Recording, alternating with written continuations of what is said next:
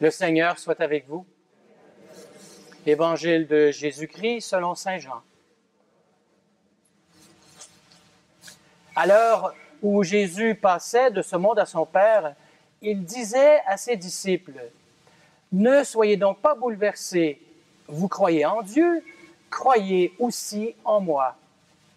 Dans la maison de mon Père, beaucoup peuvent trouver leur demeure.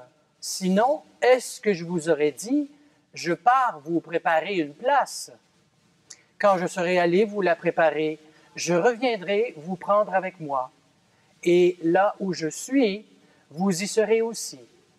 Pour aller où je m'en vais, vous savez le chemin. » Thomas lui dit, « Seigneur, nous ne savons même pas où tu vas. Comment pourrions-nous savoir le chemin? » Jésus lui répond, « Moi, je suis le chemin, la vérité et la vie. Personne ne va vers le Père sans passer par moi. Puisque vous me connaissez, vous connaîtrez aussi mon Père.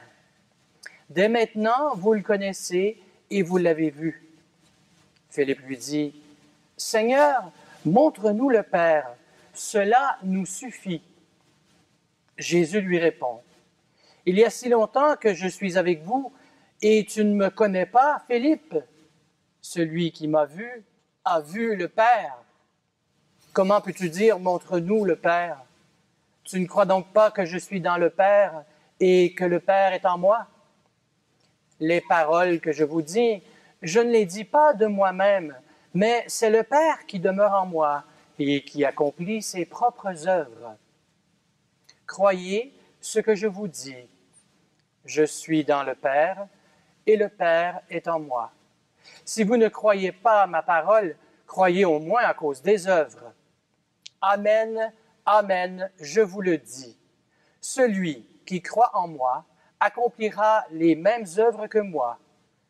Il en accomplira même de plus grandes, puisque je pars vers le Père. Acclamons la parole de Dieu.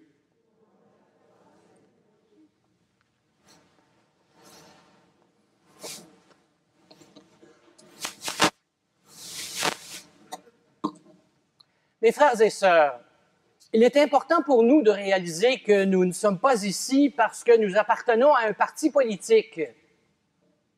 Nous ne sommes pas ici parce que nous sommes dans un club social. Nous ne sommes pas ici parce que nous sommes réunis pour une raison ou pour une autre, par quelque chose qui est à l'extérieur de nous.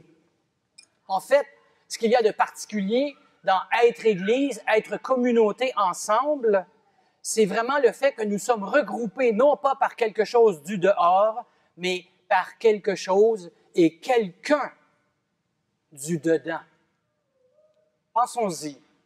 Lorsque nous vivons des temps de prière ensemble comme communauté, lorsque se fait le silence, lorsque la parole nous pénètre et lorsque nous savons que Dieu nous parle comme communauté, dans ce silence, dans ces rituels, dans ces sacrements, nous touchons à ce qui nous unit.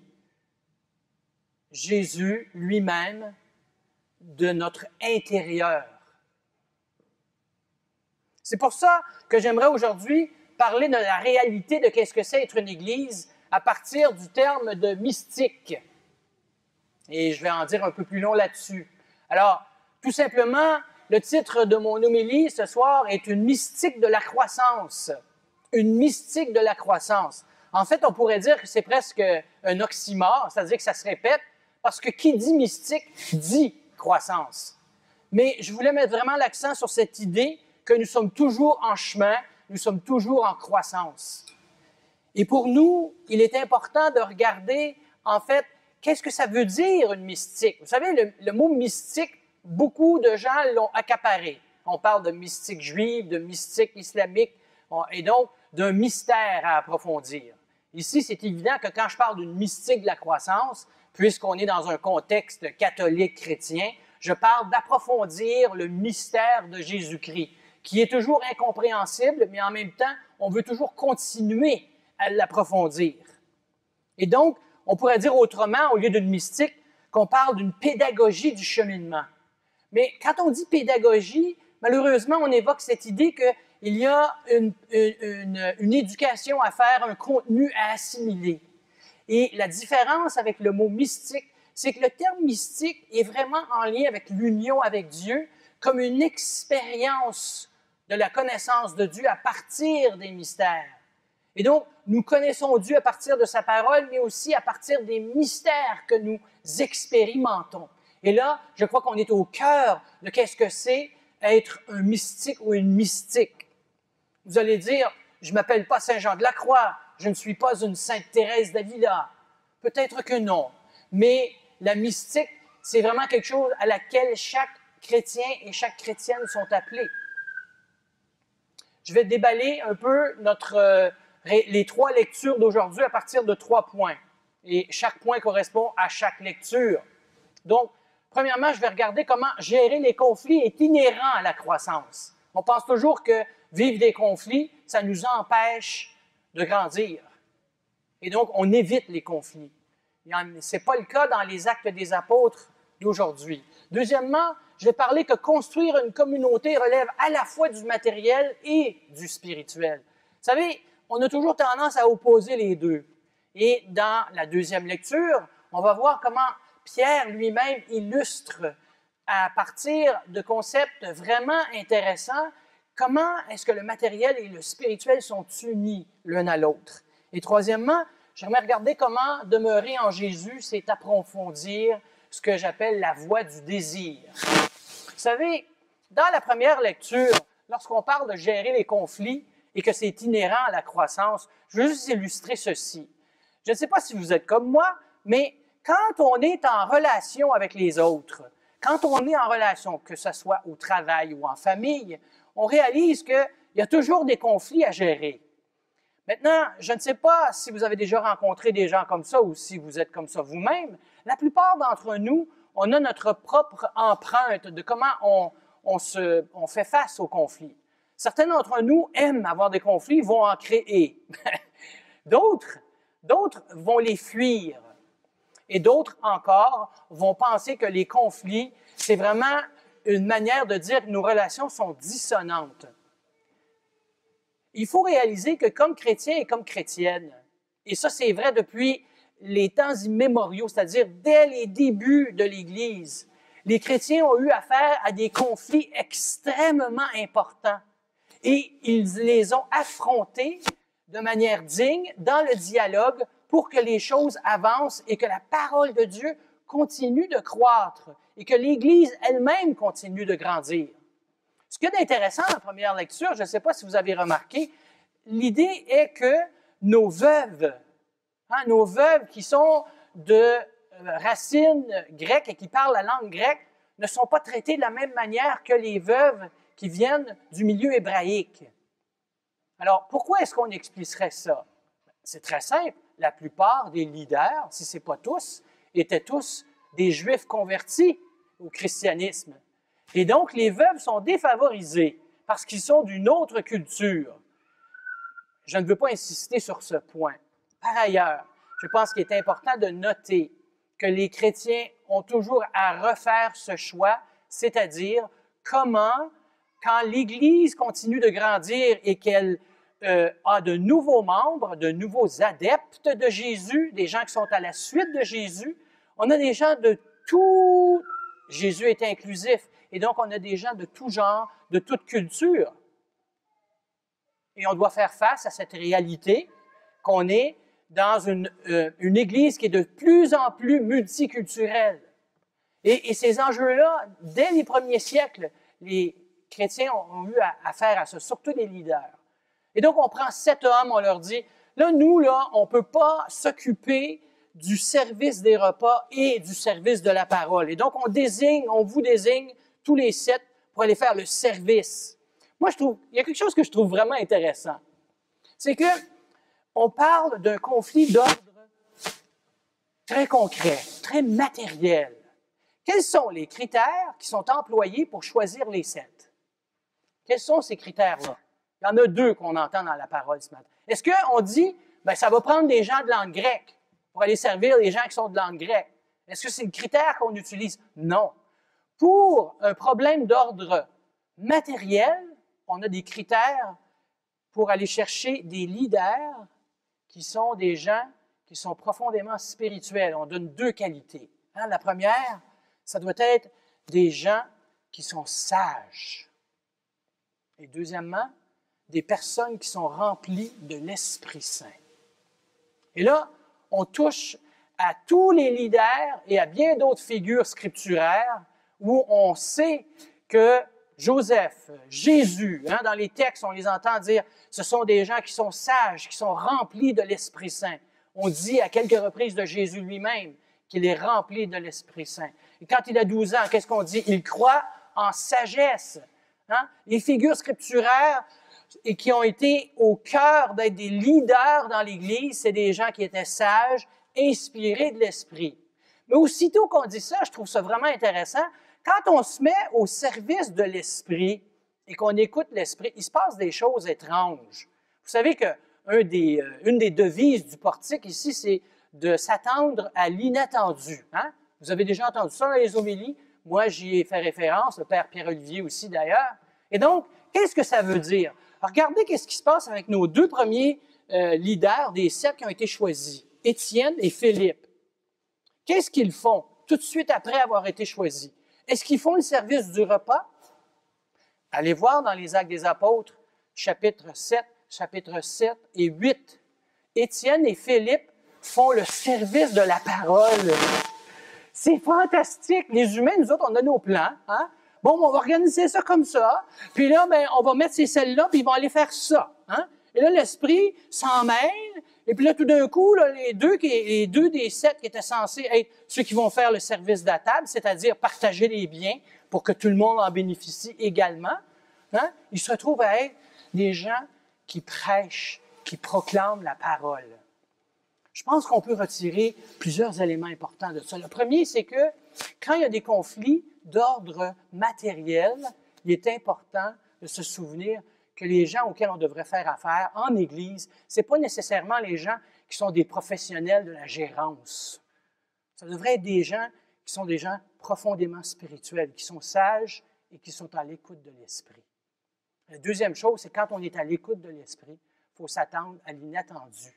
Ça vous est arrivé dans votre vie d'entendre et d'écouter l'Esprit, de penser que ça allait dans une direction, et là, vous vous retrouvez ailleurs. C'est probablement mieux comme ça, parce qu'on est encore plus au service, puis on est encore moins là pour nos plans, puis on est vraiment là pour les plans de Dieu, pour que la parole de Dieu, la force créatrice de la parole de Dieu, qui en fait est au cœur de la croissance, qu'elle avance et qu'elle continue. Deuxième point, construire une communauté qui relève du matériel et du spirituel. Ici, je veux seulement évoquer les deux images très belles qui sont employées par Pierre. La première, Pierre. La pierre vivante. On dit que Jésus est la pierre vivante et on dit que le peuple de Dieu, nous sommes des pierres vivantes.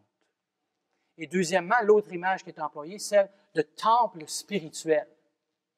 De très belles images qui disent une chose très importante, que comme chrétiens et comme chrétiennes, nous sommes à la fois des gens qui sont soucieux du matériel, mais qui demeurent aussi des gens profondément spirituels. Pensez à l'image de la pierre vivante. Aujourd'hui, dans les films, là, on verrait très bien la possibilité d'animer des pierres. On fait tellement de choses maintenant avec les films, on anime des choses inanimées. Mais dans ce temps-là, c'était pas comme ça qu'on pensait. L'imaginaire n'était pas colonisé par les films. Et donc, il faut revenir à comment, pourquoi est-ce qu'ils disent pierre vivante? Qu'est-ce qu'il veut dire au juste? Il veut dire que quelque chose qui est minéral, qui est vrai, qui est là matériellement, que je peux toucher, la pierre, elle est vivante. Elle peut être aussi vivante qu'un animal ou même un être humain. Et donc, comme des pierres vivantes, on relève à la fois du matériel et du spirituel. Vous savez, souvent, quand on dit la personne est très spirituelle, on a l'impression que c'est des gens qui ne sont pas vraiment pris dans les choses matérielles. Moi, je connais des gens qui sont très spirituels. Là. Quand ils voient quelqu'un à faim, ils offrent à manger. Quand ils voient quelqu'un n'a pas assez de vêtements, ils offrent... Est-ce que ce n'est pas honorer la personne, la dignité de la personne, que de savoir qu'on est des êtres incarnés et en même temps que notre dignité est profondément spirituelle. Et le terme « temple » qu'emploie Pierre, en fait, on pourrait dire que ça pourrait être traduit par « maison », « foyer ». Qui dit maison, foyer, dit relation, dit des gens qui sont ensemble.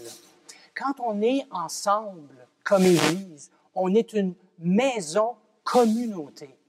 On est dans une réalité bien physique. Hein? Quand on fait la collecte des dons matériels, c'est vraiment pour contribuer au bien matériel dont on a besoin pour pouvoir vivre notre communauté maison. Mais ça ne suffit pas. Il faut aussi que notre croissance ne soit pas seulement matérielle, dans le sens que nos besoins, on s'en occupe, mais aussi que spirituellement, comme communauté, nous soyons en croissance. Et mon troisième point, et c'est celui qui est le plus important, c'est celui de parler d'une spiritualité ou de la voie du désir. Vous savez, une des grandes difficultés que nous avons tous, c'est que nous sommes plus ou moins à la remorque de notre formation religieuse que nous avons eue quand nous étions plus jeunes.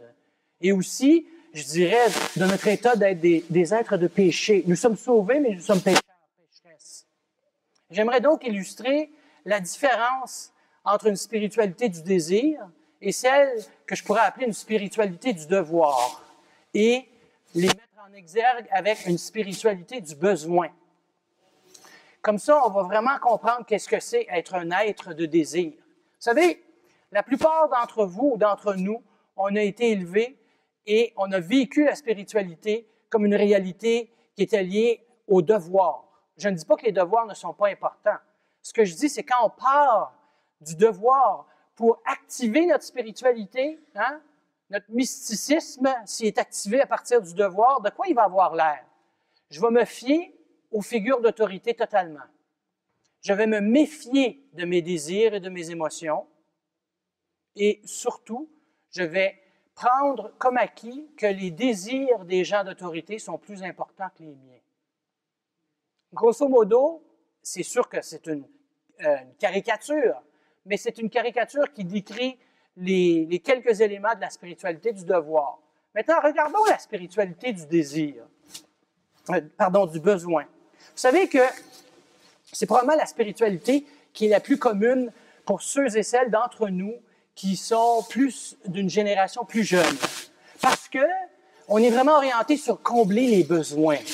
Je dirais même que c'est probablement le besoin, c'est probablement le mot-clé de la spiritualité nouvel âge, hein? De remplir nos besoins, de se sentir bien, que tous nos besoins soient comblés. Mais quand on y pense, non seulement on n'est pas juste des êtres de devoir, mais on n'est pas non plus juste des êtres de besoin. Nous sommes beaucoup plus que nos besoins, beaucoup plus que nos devoirs. On est beaucoup plus profond que ça. Si on est des enfants de Dieu, on est beaucoup plus qu'un besoin. Et donc, dès que mes besoins sont remplis, est-ce que je peux appeler ça une spiritualité? En fait, un de mes confrères qui a écrit un livre sur la question, lui, il dit, on appelle ça une anti-spiritualité. Parce que si la spiritualité est focalisée sur mes besoins, dès qu'ils sont remplis, il n'y en a plus de spiritualité. Il n'y a plus de souffle. Hein? Spirit, roi, souffle. Il n'y a plus de vie. Maintenant, allons vers la spiritualité du désir, la voie du désir. Et là, je veux l'illustrer à partir d'un exemple bien simple qui est utilisé par une psychanalyste française, Françoise Dolto. Elle a dit que si on veut faire la différence entre un désir et un besoin, regardons un bébé. Un bébé qui pleure. Un bébé qui pleure, on va vers le bébé, on comble ses besoins. Le bébé a faim. Le bébé a soif. Le bébé a froid. Elle a chaud. Alors on la réchauffe, on la nourrit, on l'abreuve ou on la déshabille un peu pour qu'elle ait moins chaud. Hein? Là, le besoin est comblé. Est-ce que l'enfant nécessairement va arrêter de pleurer? Pas nécessairement. Ceux qui ont des enfants ici, vous le savez. Hein? Moi, j'ai travaillé dans une garderie. Les enfants, ils ne pleuraient pas toujours parce qu'ils avaient besoin. Ils pleuraient parce qu'ils désiraient être en relation. Une fois que tous les besoins sont comblés, le bébé qui continue à pleurer, il désire être en relation. Qu'est-ce qu'il veut? Il veut être pris. Il veut être connecté. Il veut être en relation avec l'autre. En fait, pour un enfant, c'est tellement important que ça le branche directement à la vie, ça. C'est une manière de dire, tu es là, tu existes.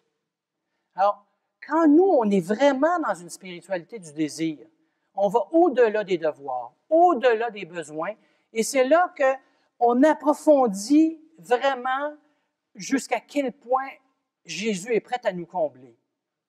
Moi, je dis souvent, si on n'a pas faim et on n'a pas soif là, de Jésus, qu'est-ce qu'on fait ici? Qu'est-ce qu'on fait ici? Si vous pensez que Jésus vous a comblé, est-ce que votre désir est éteint? Un mystique de la croissance, une mystique, c'est quelqu'un qui désire toujours plus être en relation avec Jésus et être avec Dieu. C'est ça le propre d'une spiritualité du désir. C'est que le désir, il se dilate tout le temps. Là, quand on parle de la voie du désir, je l'ai employé le terme voie parce que je voulais vous dire que les chrétiens et les chrétiennes, en premier, ils étaient appelés les adeptes de la voie. Ils n'étaient pas appelés les chrétiens et les chrétiennes. Ils ont été appelés chrétiens et chrétiennes parce qu'ils appartenaient au Christ, le oint, Jésus-Christ.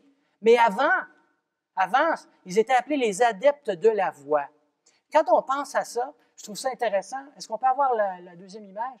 Parce qu'on a tendance à penser la voie, c'est quelque chose de rectiligne, linéaire. Je marche, puis je suis, puis Jésus est en avant.